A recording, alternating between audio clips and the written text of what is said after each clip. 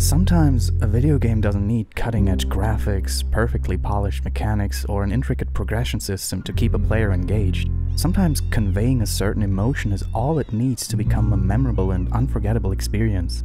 To me, Shelter 2 is one of those games. On the surface, it's an open-world survival game by the Swedish developer team Might and Delight, and you can see at first glance that technically the graphical presentation is on GameCube level at best. But where a lot of first and second generation 3D games look incredibly badly aged at this point, Shelter 2 doesn't. And that's because of its very minimalistic and artistic aesthetic presentation. And this effective minimalism is a constant theme that the designers apply to every single aspect of the game. The story, the music, the game mechanics. But before I go on, let me tell you what it's actually about. You take the role of a mother lynx who has to protect and feed her cubs and bring them through the seasons in a harsh and dangerous nature landscape. And that's basically it. And that is where the beauty of this game lies, because the plot's simplicity can, as I said, be found consequently throughout every aspect of the game. It's not in the slightest bit patronizing, it doesn't tell you at all what to do and only gives you the barest minimum of tutorial. Everything else in this game feels entirely instinctive. I feel like everything I do in the game, I do it out of my own impulse, and I set my own goals because I want to, and not because I want to finish a quest or fill up a progress bar or all these kinds of extrinsic motivations.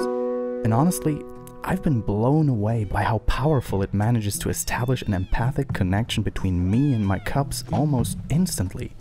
From the very first moment after my baby lynxes stepped out of the cave in which I brought them to life and named them, and I see their first clumsy steps and realize that they are following me everywhere, meowing because they're hungry, it awakens a protective instinct in me that I have never felt in any way in any other game. Because I'm not taken by the hand, because I have yet no idea what dangers await me out there, and because I can't read the game's mechanics like an open book like in most games, I instantly feel afraid that something terrible might happen to those little rascals as I try to figure out how to find food and shelter and feed them, all on my own, while all of the emotions I go through get beautifully accentuated by very subtle but extremely effective musical cues.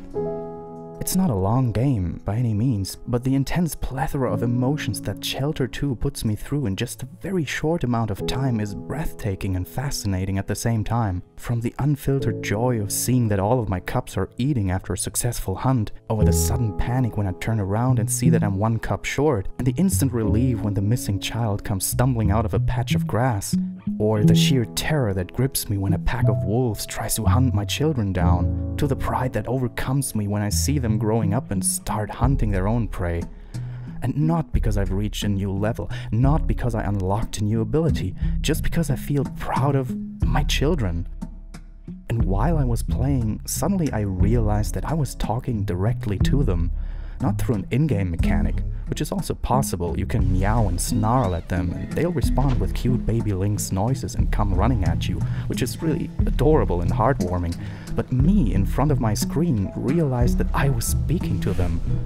Observing myself doing that seemed kind of weird at first glance, but it just felt natural.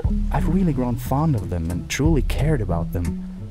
As I said, the game is not perfect, but it doesn't have to be, because it manages to trigger feelings of parenthood in me that I wasn't even aware I'm capable of, especially in such a very short time span in a video game. And all of that just because the game lets me do.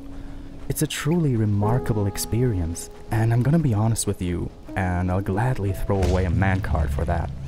But the incredibly simple, but yet extremely emotional and from a game design perspective amazingly orchestrated ending, which I'm not gonna spoil for you, it honestly moved me to tears because it overwhelmed me with so many contradictory and unexpectedly strong emotions that I just couldn't hold it. And it felt good. When a medium, like in this case video games, with an abundance of old established rule sets and conventions, throws all of the unnecessary deadweight overboard and approaches itself from an entirely new angle to create an incomparable experience that puts us through emotions we wouldn't have attested to this medium in the first place, it becomes a timeless piece of art. And that is what Shelter 2 is for me.